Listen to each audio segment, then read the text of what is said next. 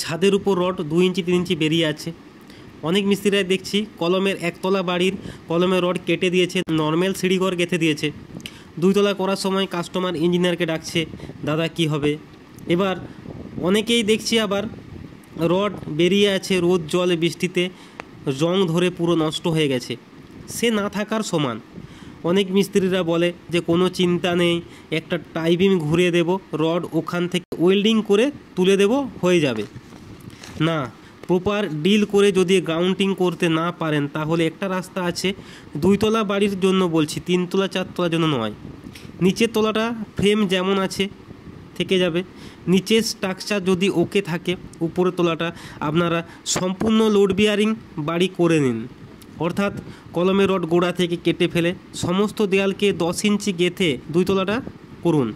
অর্থাৎ নিচের তলাটা ফ্রেম থাকলো, উপরটা লোড বিয়ারিং। যারা নতুন বাড়ি করছেন এটা তাদের জন্য নয়, এটা শুধুমাত্র যাদের ছাদের রড কম বেরিয়ে আছে তাদের জন্য।